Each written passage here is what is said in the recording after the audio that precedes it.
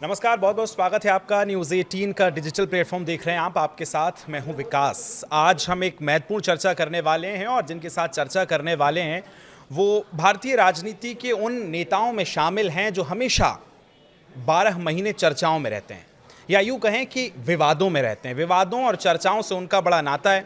कांग्रेस के वरिष्ठ नेता और सांसद इमरान मसूद जी, बहुत बहुत स्वागत है हमारे साथ जुड़ने के लिए। सबसे पहले तो कैसे हैं आप? मैं ठीक हूँ। मसूद साहब, मैं ये सबसे पहले जानना चाहूँगा कि जब इमरान मसूद साहब बयान नहीं देते हैं, जब चर्चाओं में नहीं रहते हैं, तब कहाँ रहते हैं, क्या करते हैं इमरान मसूद साहब? देखिए, मैं तो 24 घंटे सेवक हूँ। 24 घंटे एक ही जुस्तुजू है, एक ही जुनून है जी। दिल्ली में हूँ, पार्लियामेंट का काम है, पार्लियामेंट के काम से बाहर हूँ और अपने क्षेत्र में हूँ, तो फिर मैं लोगों के मरने में, जीने में, दुख में, सुख में हर जगह शिरकत करता रहता हूँ। जब दिल्ली में नहीं होते हैं फिर सहारनपुर में ही रहते हैं? Maximum time. अच्छा, ये बताइए थोड़ा और कि क्या करना पसंद करते हैं, राजनीति के इतर थोड़ी सी पर्सनालिटी जो लोग जानना चाहते हैं इमरान साहब को। मेरा शौक जंगल और जंगली जानवर है। अच्छा। मुझे वाइल्ड लाइफ का बहुत शौक है। अरे वाह। और मुझे जंगल में सांस आता है बहुत, इसीलिए मुझे सांस लेने में दिल्ली में दिक्कत होती है कि मैं इसलिए इमरान साहब सिलेंडर लेकर पहुंच जाते हैं। हाँ, तो मैं मतलब दिल्ली मैं में उस पे आऊँगा जी। मैं दिल्ली में थोड़ी सी दिक्कत होती है क्योंकि मुझे तो जब भी मैं सहारनपुर भी होता हूँ तो मैं रात को उठ करके जंगल में चला जाता हूँ, फार्म की तरफ। जंगल में बैठता हूँ, जानवरों को देखता हूँ। बहुत करीब से जानवरों को देखा है मैंने। अभी मैं कान्हा में गया हुआ था तो मैंने शेर भी देखा। मैं देखता भी रहता हूँ और आपके जो पोस्ट आते हैं। ये बताइए, अभी जो वन्य जीवों को लेकर सरकार कदम उठा रही है या उस तरफ जो, उससे सहमत है इमरान मसूद साहब? देखिए, बहुत अच्छा काम वाइल्ड लाइफ के अंदर हो रहा है और ख़ास तौर से टाइगर के प्रोटेक्शन के लिए बहुत अच्छा काम हुआ है। और पिछले कुछ सालों में, पिछले 15-16 साल के अंदर टाइगर की पॉपुलेशन इंक्रीज हुई है। तो टाइगर जो था, एक हमारा तो चूँकि प्राइड है, हमारे लिए तो गर्व का विषय है। लेकिन जैसे जैसे अभी इसके अंदर सुधार की ज़रूरत है, जैसे जैसे ये पॉपुलेशन इंक्रीज होगी वैसे वैसे जंगल में दूसरे जानवर, खास तौर से लेपर्ड हमारा है, लेपर्ड बाहर निकलना शुरू होगा। तो मैंने बार बार कहा फॉरेस्ट ऑफिशियल्स को भी, और मैंने भूपेंद्र जी से भी बात की थी कि हमें लेपर्ड के लिए भी करना चाहिए कि हम उसके लिए सफारी और उसके लिए जंगल चिन्हित करें, जिससे कम से कम लेपर्ड अगर ना रोका गया तो दिल्ली की गलियों में लेपर्ड दिखाई देने लगेगा। यही कारण है कि आजकल जो खेतों में बहुत आसपास रहवासी इलाकों में आ रहे हैं। लेपर्ड इसीलिए आ रहा है कि टाइगर की पॉपुलेशन जैसे बढ़ती है, टाइगर तो अपना मार्क कर लेता है, फिर वो उसके अंदर आने नहीं देता है। लेपर्ड होता है शैतान जानवर, डरपोक जानवर, शाही जानवर। वो छुप करके हमला करता है, कभी उसके बच्चे मार देगा तो फिर लेपर्ड उसको मारता है। तो इसलिए लेपर्ड को वो रहने नहीं देता।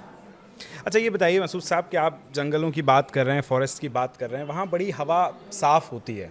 जब आप दिल्ली में आते हैं, आज आप जब पहुँचे संसद में तो आप ऑक्सीजन सिलेंडर लेकर पहुँचे, तो वो हवा मिस करते हैं या वाकई आपको लगता है कि अभी प्रदूषण पे दिल्ली में बहुत काम होने की ज़रूरत है? कहाँ, बहुत ज़रूरत। देखिए, वो हवा जो है ना, जब आप मेरे साथ चलिए, मैं आपको लेकर चलूँगा, आप इस तरह सांस लेंगे, आपको आनंद आएगा। अभी मैं अंडमान में था, अंडमान के अंदर AQI 9 था, 9। मज़ा आ रहा था सांस लेने में। लेकिन बदकिस्मती है कि हम प्रकृति को साधने की काम नहीं कर रहे हैं। वहाँ 50 लाख पेड़ काटे जाने हैं। 50 लाख पेड़ काट करके वहाँ एक वो बनाने का काम कर रहे हैं कि हम एक बेस बनाएंगे। और अगर वो बेस बनाएंगे तो वहाँ जो टर्टाइल नेस्ट हैं वो नष्ट हो जाएंगे। और लेदर बैक टर्टाइल नेस्ट हमारे यहाँ ही है, वर्ल्ड के अंदर सबसे अच्छा है, वो नष्ट हो जाएंगे। तो ये जो काम हम करते हैं, यही काम दिल्ली के अंदर, अरावली की पहाड़ियों के ऊपर अगर आप डेवलपमेंट स्टार्ट कर देंगे तो पहाड़ियाँ ख़त्म करेंगे तो आप पहले ही सांस लेना मुश्किल हो रहा है, फिर तो आपको चैम्बर बनाने पड़ेंगे कि लोग दौड़ करके चैम्बर में जाएं और ऑक्सीजन लेकर के अपने फेफड़ों को साफ करें। तो ये बड़ी है, तो मैं इसीलिए थोड़ा समझाने की और बताने की कोशिश कर रहा हूँ। अच्छा, आम आदमी पार्टी की सरकार में और अभी रेखा गुप्ता जी की सरकार में कोई बदलाव देखते हैं आप कि बस? बहुत बद से बदतर हालात है।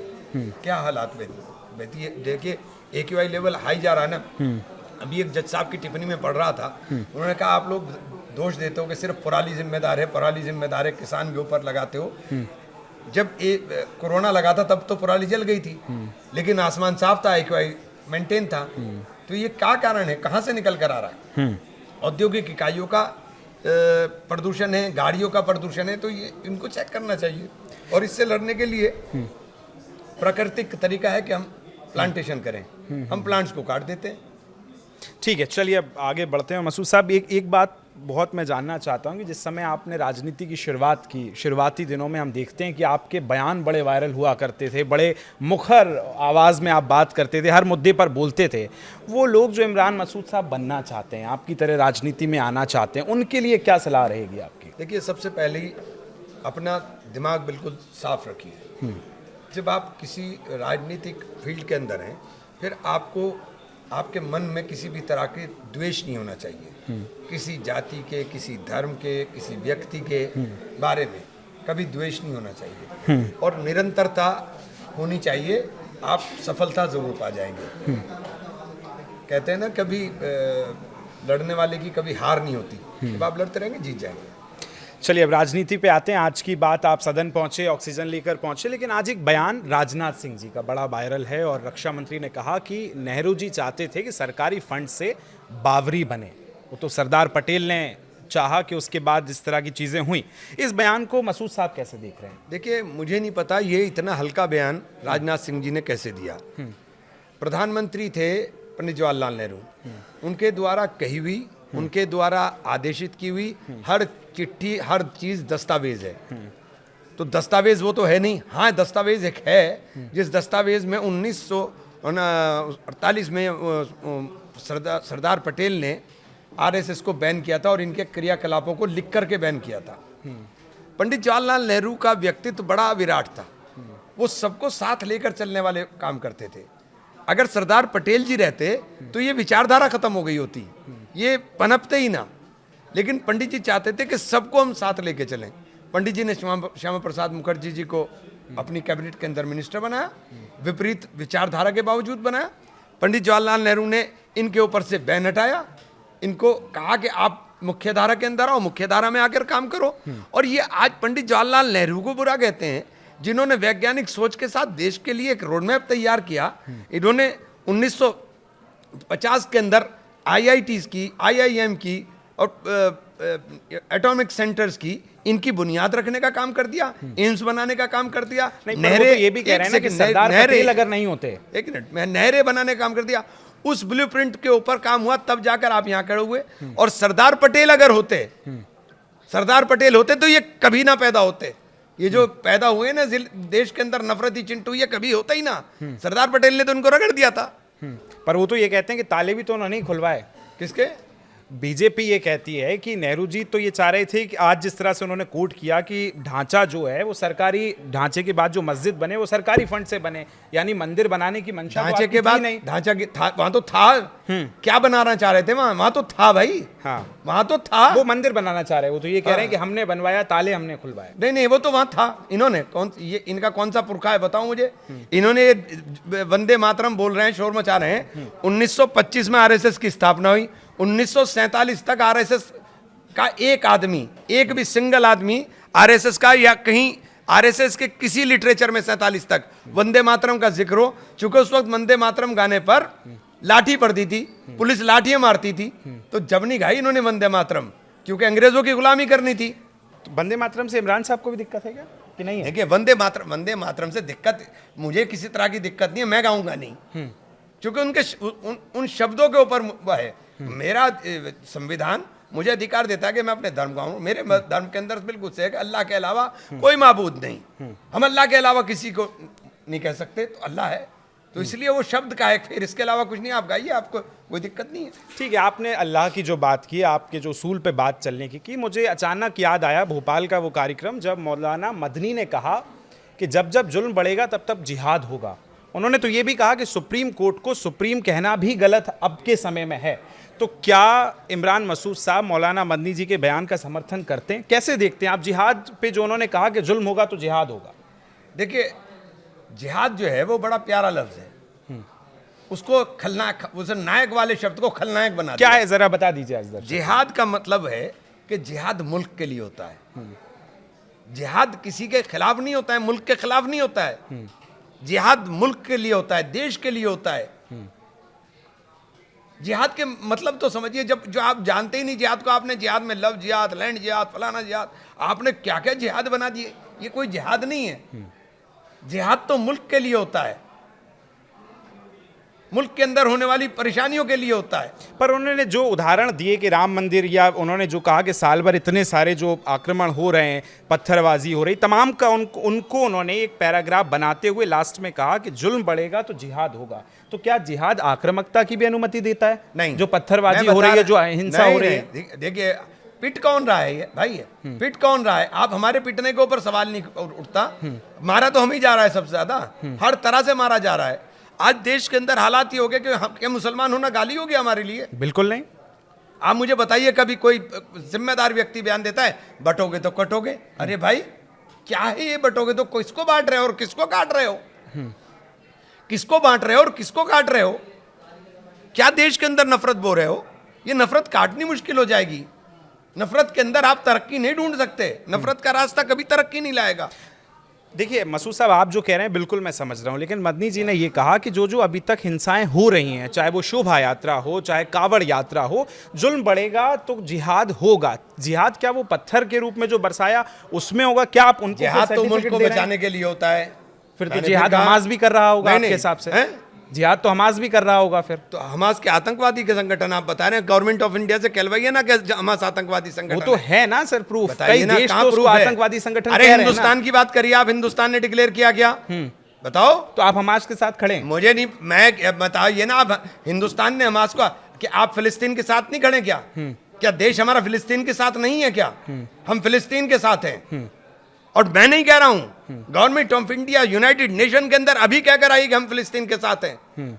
या देश के अंदर नफरत बांटते हो, सिर्फ हमास के लोग मुसलमान हैं या फिलिस्तीन के लोग मुसलमान हैं तो आप नफरत बांटोगे?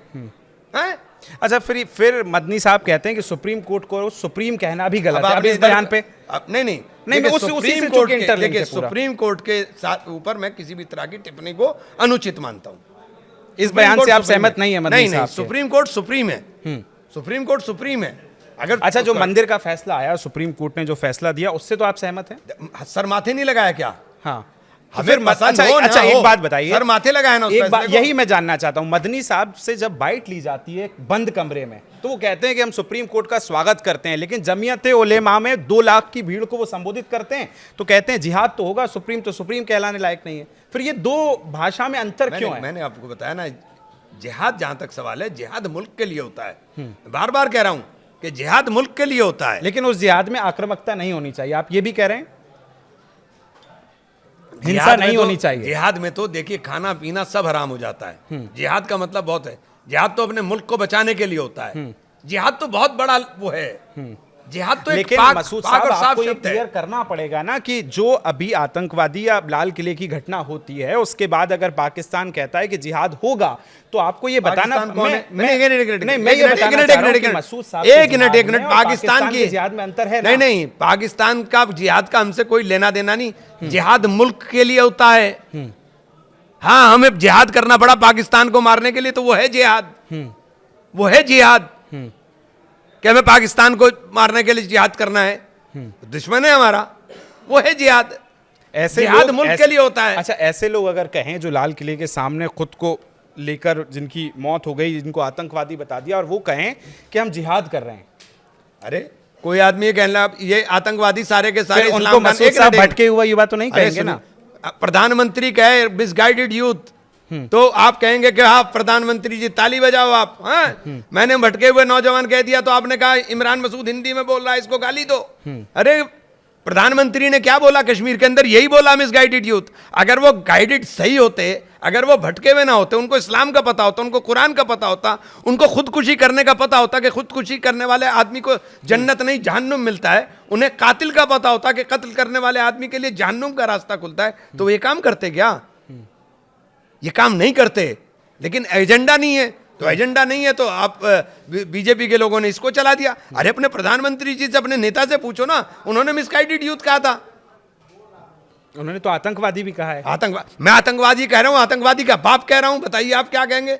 मैं तो, और उनके लिए प्रधानमंत्री जी, प्रधानमंत्री रहते हुए बोल नहीं सकते थे। मैं कह रहा हूं लेकिन कि आतंकवाद के लिए एक ही इलाज है, गोली, बस। अभी जो हो रहा है सब सही है? एनआईए जो जिस तरह से जांच कर रही है उनके घर, देखिए जांच करें, जांच के नाम पर उत्पीड़न ना करें। 20-20 साल के बाद एनआईए की चार्जशीट दिए हुए लोग बरी होकर ना आए, कि लोग बरी होकर के आते हैं, उनकी पूरी जिंदगी आपने तबाह कर दी। जो है उसके खिलाफ सख्त एक्शन लीजिए, लेकिन बेगुनाहों को मत फंसाइए, बेगुनाहों को मत फंसाइए। शरीजुल इस्लाम जैसे लोगों को जेल के अंदर डाला हुआ है, निकलने का नाम नहीं ले रहे हैं कि सिर्फ उनका मुसलमान होना गाली है। ठीक है, अब चूंकि सदन चल रहा है और आप लगातार पहुंच ही रहे हैं, 2-3 बड़ी विषय हैं सदन में, एक तो एसआईआर को लेकर और एक वंदे मातरम। एसआईआर से हम शुरू करते हैं। इमरान साहब अभी तक क्या सोच रहे हैं, और क्या जिस तरह की चर्चा सदन में होनी चाहिए वैसी होगी, हो सकती है? विपक्ष क्या सोच रहा है अभी एसआईआर? देखिए, हम लोग तो सार्थक बहस चाहते हैं। एसआईआर के माध्यम से आप एक कम्युनिटी विशेष के, वर्ग विशेष के, जाति विशेष के वोटों को काटने का खर्चा है, जो बिहार में देखने को मिला। बिहार में 67 लाख वोट काटे, 21 लाख वोट मृतक बताए, 5.5 लाख वोट डुप्लीकेट बताए लगभग, और जो बाकी 40 लाख के करीब वोट बचे वो 40 लाख आपने उड़ा दिए और आपने शोर मचाया कि घुसपैठिए आ गए, घुसपैठिए आ गए। अगर घुसपैठिए आ गए और ये घुसपैठिए थे तो इन 40 लाख लोगों को आपने कौन से डिटेंशन कैंप में रखा? आपने 40 लाख लोगों को कहाँ निकाला? उनकी सबकी सूची दीजिए ना। आप देश को गुमराह क्यों कर रहे हो? आप देश को नफरत के नाम पर क्यों बैठ रहे हो? आपने ये भी कहा कि लोकतंत्र की हत्या हो रही है एसआईआर। ये 100%। अच्छा, कैसे हुई? कैसे हुई? थोड़ा सा बताइए ना, सब ब्रीफ कीजिए ना। बिहार में कैसे हुई? बिहार में आपने बिहार के अंदर ऑन एन एवरेज कांग्रेस एक को विधानसभा 6 पे, सीटें आई, इसलिए तो देखिए, नहीं हुई ना? नहीं, कांग्रेस की बात नहीं है। एक ऑन एन एवरेज एक सीट पर 25,000 वोट का आपने नुकसान कर दिया। ऑन एन एवरेज 25,000 वोट का नुकसान कर दिया। रिजल्ट तो यही आता है, 8 से 10% में रिजल्ट का खेल होता है। 10% वोट आप काट गए तो आपका खेल बन गया ना। 90% आपका स्ट्राइक रेट आ गया। तो कहिए चुनाव आयोग जिंदाबाद। 90% स्ट्राइक रेट आएगा, बीजेपी को लगाना चाहिए अच्छा, नारा। मसूद साहब ये बताइए ना, जब आप आंकड़ों में इतने प्रमुखता से आंकड़े रखते हैं, तो राहुल गांधी जब प्रेस कॉन्फ्रेंस करते हैं तो वहां इमरान साहब से वो आंकड़े क्यों नहीं ले रहे हैं सर? चुनाव आयोग, राहुल जी ने एक एक चीज को आंकड़े नहीं, सबूत के साथ रखा। सबूत के साथ। आप मानने को तैयार नहीं। चुनाव आयोग तो मकान invite कर रहा है नंबर आपको। सुनिए, मकान नंबर, मकान के अंदर वोटों के नाम, फोटो भी ब्राजील की मॉडल का फोटो, आपकी वोटर लिस्ट के अंदर वोटर संख्या फला फला फला के ऊपर एक एक आदमी के नाम से 200 वोट। पर सर चुनाव एक आयोग तो मिनट invite सुनिए, कर रहा है मैंने ना सारी आपको। चीज, जब तो कह रहा है कि चुनाव आयोग को कहो जिंदाबाद बीजेपी। एक कुर्सी अपने दफ्तर में लगानी चाहिए चुनाव आयोग की बीजेपी को। मैं ये पूछ रहा हूँ, आप क्यों चुनाव आयोग में नहीं जा रहे हैं? आप क्यों लिखित में शिकायत नहीं आप कर रहे हैं? लिखित यही में- चुनाव ज्ञानेश्वर जी यही कहना चाह क्या रहे हैं। ज्ञानेश्वर जी ने तो अपने आप को अभेद्य बना लिया है। मोदी जी ने नया कानून ला करके उनको हर चीज से मुक्त कर दिया है। उनके ऊपर मुकदमा नहीं हो सकता है, वो तो सुप्रीम है, उनके ऊपर मुकदमा नहीं हो सकता है जो उन्होंने काम कर रहे हैं। अच्छा, जो अभी रिजल्ट आए बिहार में सर लास्ट इलेक्शन में, उसमें जो कांग्रेस का परफॉर्मेंस रहा, उसमें आप ये मानते हैं कि एसआईआर का कोई रोल है? बहुत बड़ा रोल है, क्या मानते हैं? एसआईआर का रोल, पूरा रोल है। आप देखिए ना, सरकार 90%, आप देखिए किसी भी सरकार को उठाइए, हमेशा एंटी इनकम्बेंसी होगी। इनकी एंटी इनकम्बेंसी नहीं होती, ये हमेशा बढ़ के आते हैं। ऐसा क्या चमत्कार है भाई? ऐसी कौन सी जड़ी बूटी है जो मोदी जी के पास है, वो सुंघा देते हैं और सारी अब फिर तो मंत्र सर मुख हो जाते 70 हैं। सालों में कांग्रेस से भी पूछा जाएगा ना कि लगातार इतनी साल अगर आप रहे तो फिर क्या एंटी इनकम्बेंसी नहीं थी? नहीं, जब कांग्रेस ने देश को बनाया भैया, कांग्रेस ने देश को बनाया। कांग्रेस ये थोड़ी थी, कांग्रेस ने देश को बनाया, सबको साथ लेकर चली। मैंने आपको बताया था ना, श्यामा प्रसाद मुखर्जी को भी अपनी कैबिनेट के अंदर शामिल कर लिया था। वो थे जब पंडित जवाहरलाल नेहरू, इतने बड़े दिल के मालिक। अब ये बताइए, अब आगे चूंकि बंगाल का चुनाव है, उसके बाद यूपी है, एसआईआर पे विपक्ष का आगे क्या रुख रहेगा अगर सदन में चर्चा नहीं होती है? देखिए, उतनी नहीं सदन होती में है? चर्चा हो रही है। हाँ, और हम लोग उतनी नहीं। लगातार बूथ के ऊपर वॉच कर रहे हैं, बूथ के ऊपर जा रहे हैं, दिखवा रहे हैं, कोशिश कर रहे हैं। ये लोकतंत्र को बचाने की लड़ाई है, जहां तक हो सकती होगी लड़ने का काम करेंगे। सर, लेकिन रिजल्ट पे जब बात हो रही थी तो वैसा अलायंस बिहार में नजर नहीं आया, या वहां के राजनीतिक पंडितों ने कहा कि जैसा अलायंस आरजेडी और कांग्रेस को जैसी लड़ाई लड़नी चाहिए थी लास्ट समय में, अगर आप पहले फेज के चुनाव वोटिंग से पहले राहुल गांधी हरियाणा पे प्रेस कॉन्फ्रेंस कर रहे हैं, तो फिर वो चुनाव की तैयारी को दर्शाता है। मैं इसलिए लिंक कर रहा हूं चूंकि आज यूपी में कहा गया कि वो पंचायत चुनाव अकेले लड़ेंगे। अभी तो विधानसभा चुनाव दूर है, अलायंस इतना अलग होता नजर क्यों आता है जब समाजवादी पार्टी, आरजेडी बिहार और यूपी की बात? देखिए, मेरे से अगर आप व्यक्तिगत पूछेंगे तो मैं अपनी व्यक्तिगत राय दोनों बता दीजिए। चलिए, मेरी व्यक्तिगत राय अलायंस के बिल्कुल अगेंस्ट है। हम जब तक अपने पैरों पर नहीं खड़े होंगे तब तक कोई हमें पूछेगा क्यों। और जहाँ तक पार्टी की बात है कि मैं बंधा हूँ पार्टी के निर्णय से, पार्टी का निर्णय अलायंस का है तो मेरा निर्णय भी अलायंस का है। तो ये दोनों चीज़ें बिल्कुल अलग अलग हैं। लेकिन सर बात ये है ना, फिर इंडिया गठबंधन कहाँ गया? देखिए बात जो इंडिया गठबंधन का, देखिए गठबंधन का मतलब ये कतई नहीं होना चाहिए कि आप कांग्रेस को खत्म कर देंगे। कांग्रेस देश के अंदर सबसे बड़ी पार्टी है।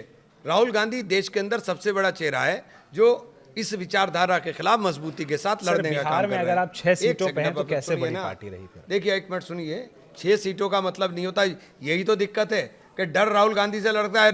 गांधी और नेहरू से इतना परेशान है कि हर चीज पे नेहरू और गांधी पे निशाने होते हैं इनके, किसी और पे क्यों नहीं लगते भाई?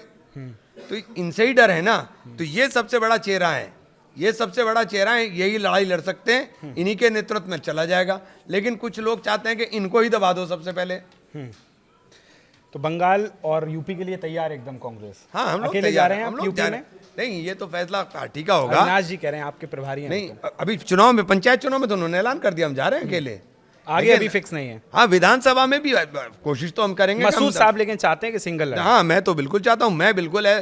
देखिए जब तक आप एक मैसेज देते रहोगे कि साहब आप बीजेपी को हराने के लिए मोर्चे बना रहे हैं, ये बीजेपी कभी नहीं हारेगी। अरे लड़ो सब लोग, पता चल जाएगा जिसमें जितना दम है। लड़ो ना सब लोग मिलकर, लड़ो जिसमें जितना दम है, पता चल जाएगा। चलिए ठीक है, इस पे बात करते हैं। लेकिन अभी चूंकि सदन चल रहा है सर, कल एक तस्वीर बड़ी अलग सी नजर आई जब रेणुका चौधरी जी जो है अपने डॉग को लेकर गाड़ी में पहुंच गए वहां संसद में। एक सांसद के तौर पे आप कैसे देखते हैं इसको? क्या ये उचित है? नहीं, अगर कोई कुत्ता सभी पालते हैं, सबके पास कुत्ते हैं। लेकिन संसद में तो कोई नहीं ले जाता अरे है ना सर। प्रधानमंत्री जी तो गाय का भी प्यार कर रहे हैं, प्रधानमंत्री जी मोर को संसद बेचारा में खिला तो रहे नहीं हैं। ले गए ना सर? नहीं, संसद में क्या, अपनी गाड़ी के अंदर तक नीचे थोड़ी उतारा था उन्होंने, वो गाड़ी में छोड़ना है तो कुत्ता बैठा होगा उनका, इसमें छोटी सी बात थी, इतना बड़ा वहाँ के issue नहीं था। अधिकारी कह रहे हैं कि सुरक्षा नियमों में उल्लंघन है ये। क्या इसमें सुरक्षा नियमों का उल्लंघन है? उनका पालतू कुत्ता है, वो गाड़ी के अंदर बैठा, उतरा भी नहीं, तो ये कोई विषय क्या है? सुरक्षा लेकिन सदन में तो नहीं ले जा सकते हैं। सदन में कौन ले गया? तो मतलब ठीक है। नहीं, सदन में कौन ले गया? कोई नहीं ले गया सदन में। वो अपनी गाड़ी में आई, वो गाड़ी में कुत्ता बैठा था, उतर के चले गई। वैसे तो उनका पालतू भी नहीं था, वो बता रही थी कि मिला था। चलिए उस पर हम बात करेंगे। लेकिन आइलम मोहम्मद को लेकर बड़ा विवाद हुआ और उसके बाद फिर हम वक्फ पे आते हैं। आप इस पर क्या सोचते हैं, जिस तरह की पूरी सियासत? देखिए आप सल्लल्लाहु अलैहि वसल्लम का साथ मोहब्बत करना मुसलमान होने की गारंटी है।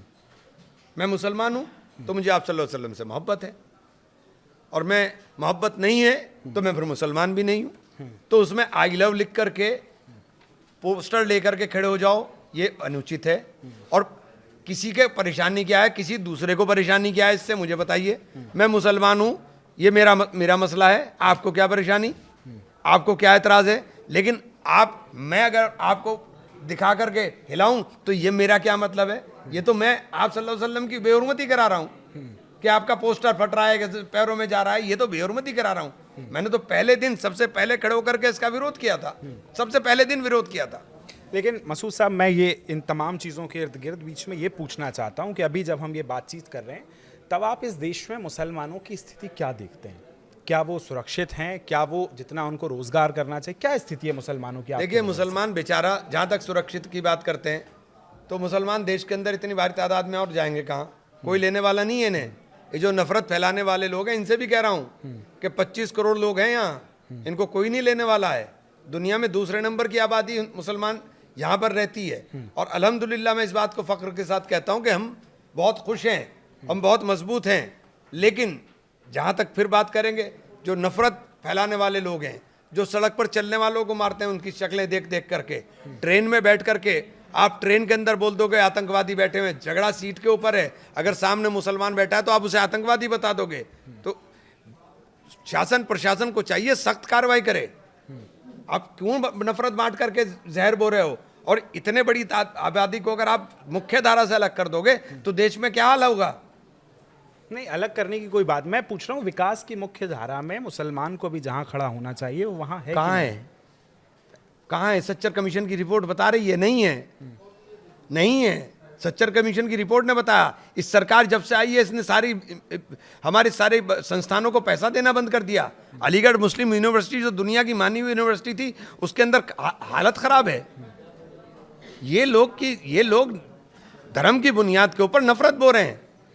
लेकिन मैं यही पूछना चाहता हूं कि 25 करोड़ लोगों को आप अलग थलग करके लेकर कहां करोगे क्या? ठीक है, 2006 की जिस रिपोर्ट का आप हवाला दे रहे हैं सच्चर का मोदी, लेकिन उससे पहले हम देखें लंबे समय तक कांग्रेस ने राज किया। क्या मुसलमान को अब ये समझना होगा कि जिसको सालों तक, दशकों तक ये समझा गया कि उसके पास पावर है, कि वो एक साथ वोट कर सकता है, एक साथ सरकार बना सकता है, इस प्रलोभन में उसका जो विकास होना चाहिए था वो नहीं हुआ है, उसमें लंबे समय तक आपकी पार्टी रही है सर। देखिए, पार्टी क्या रही क्या नहीं रही वो एक अलग विषय हो सकता है। हाँ। लेकिन अनफॉर्चुनेटली कि मुसलमान की स्थिति के अंदर गिरावट आई है, तालीम के अंदर भी गिरावट आई है, मुसलमान की नौकरियों में भी गिरावट आई है।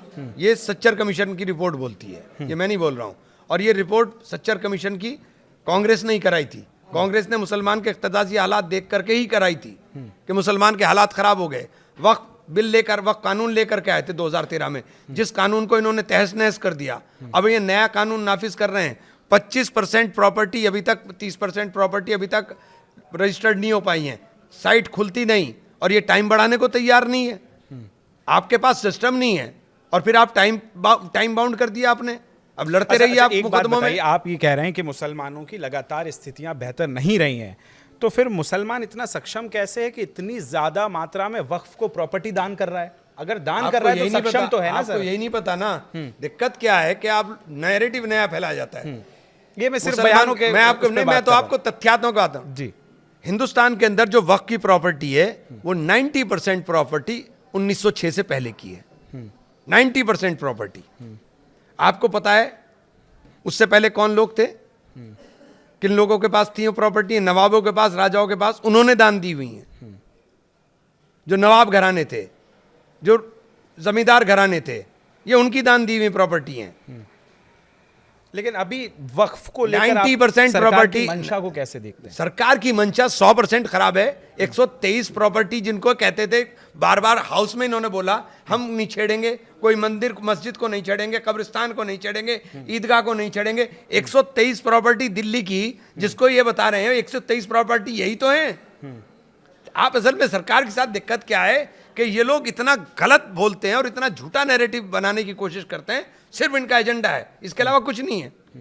वंदे मातरम को लेकर सरकार ने अब सदन में कहा है कि हम इस पे लंबी चर्चा करने वाले हैं। आप क्या सोचते हैं, क्या विचार है आप? तो ये बताएंगे ना कि 1925 में आरएसएस की स्थापना हुई, 1947 तक किसी जगह, एक भी जगह, एक सिंगल जगह भी वंदे मातरम का जिक्र आरएसएस की किसी लिटरेचर में हो? कोई एक नेता इनका, क्योंकि वंदे मातरम गाने पर लाठी पड़ती थी अंग्रेजों की, कोई एक नेता एक लाठी भी खाया है क्या? कोई एक नेता 1925 से 1947 तक एक लाठी भी खाई है क्या? आज वंदे मातरम को आप नफरत के नाम पर ला रहे हो। क्यों ला रहे हो भाई? राष्ट्रगीत है, उसका सम्मान लोगों के दिल में करने दो। आप क्या दिखाना चाहते हो? आप क्या बताना चाहते हो? और आपने जनगण मन नहीं माना, आपने झंडा नहीं माना, आप संविधान को कहते थे तो अंग्रेजों की किताब है। तो आज ये सारी चीजें आज क्यों? पूछिए ना इनसे। ये इनका फिर वो ये भी कहेंगे, कल मैं कुछ लोगों के, आप जो बात कर रहे हैं इस पे बयान सुन रहा था, वो ये कह रहे हैं कि जब आप एक्सप्रेस कर रहे हैं किसी फीलिंग को तो आप आई लव मोहम्मद कहने तैयार हैं, लेकिन इस देश का जो राष्ट्रगीत है उस शब्द से कहने में आपत्ति क्या है? मैं इस पे वो आपत्ति क्या है? एक्सप्रेशन ऑफ देखिए लव है ना सर वो तो। नहीं ना वंदे मातरम का मतलब वंदना करना, जमीन में सजदा करना। सजदा जहां तक होता है तो मैं नमाज पढ़ता हूं 5 वक्त, सजदा कौन सी जमीन पर करता हूं? हिंदुस्तान की जमीन पर। ये कौन सी जमीन है? ये मेरी मादरे वतन है, ये मेरी भारत माता। मैं जोर से कहता हूं भारत माता की जय। जो लोग कहते हैं कि भारत माता की जय नहीं कहना, क्यों नहीं कहना चाहिए? ये हमारी माता, मादरे वतन है। मादरे वतन और भारत माता में क्या फर्क हो रहा? मुझे बताओ। मादरे वतन और भारत माता में, ये मेरी मादरे वतन है, इसकी जिंदाबाद कहूंगा और मरते दम तक कहूंगा इसकी जिंदाबाद। लेकिन जब आप उसकी बात करेंगे कि वंदे मातरम, मतलब उसका शाब्दिक मायने जो है वो एक ईश्वरवाद के नहीं है। हम सिर्फ अल्लाह के अलावा किसी को मान नहीं सकते, अल्लाह के अलावा कोई हमारा माबूद नहीं। तो जब हम इसकी बात करते हैं तो इसके ऊपर शब्दावली पर है, इसके अलावा कोई वो नहीं है। और मुसलमान को कोई एतराज थोड़ी है, जब पार्लियामेंट में वंदे मातरम होता है हम खड़े नहीं होते क्या? ठीक है, एक चीज़ और महत्वपूर्ण सर कि अब चूंकि चुनाव पे हम बात कर रहे हैं, बिहार हमने अभी देखा, एज ए कांग्रेस पार्टी के तौर पर आप तो इतने वरिष्ठतम नेताओं में हैं, वेस्ट यूपी पूरा आप देख रहे हैं, यूपी में चुनाव है, 1 साल का मुश्किल से वक्त रह गया है। कांग्रेस पार्टी कितनी अभी मजबूत नजर आती है? बिहार में हमने देखा कि चुनाव से पहले राहुल गांधी ने तमाम यात्राएं निकाली और एक चुनावी माहौल तैयार किया, लेकिन वो दूसरे फेज तक आते आते उतना नहीं रहा। अब जबकि हम देख रहे हैं बंगाल सामने है और यूपी सामने है, कांग्रेस पार्टी कहाँ खड़ी है? देखिए, हम लोग तैयारी कर रहे हैं, हम लोग बूथ लेवल के ऊपर अपने कार्यकर्ता तैयार कर रहे हैं। नेतृत्व राहुल गांधी का ही रहेगा सर? हमारे नेतृत्व तो राहुल जी का है। हम लोग तैयारी कर रहे हैं। अभी आने वाले कुछ दिनों में हम लोग प्लान कर रहे हैं कि हम लोग कुछ जगहों पर रैलीज करें, लोगों को जागरूक करने का काम करें।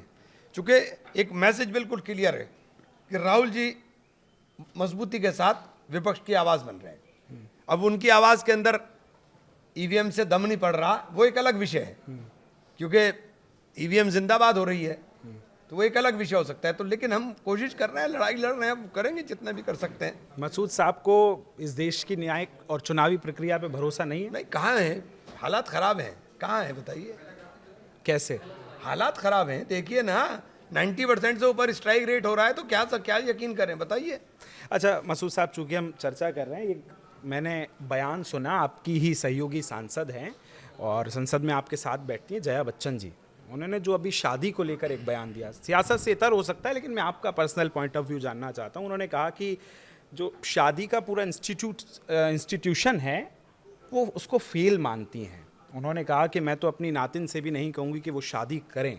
बहुत इस ही बयान को शर्मनाक है, बहुत ही शर्मनाक है। आप जिम्मेदार हो, सांसद हो, ऐसे बयान देते हुए शर्म नहीं आती? हमारी संस्कृति क्या बोलती है? क्या लिव इन रिलेशनशिप को हमारी संस्कृति मानती है? क्या हमारी संस्कृति इजाजत देती है कि आप जानबूझ करके शादी इसलिए ना करो?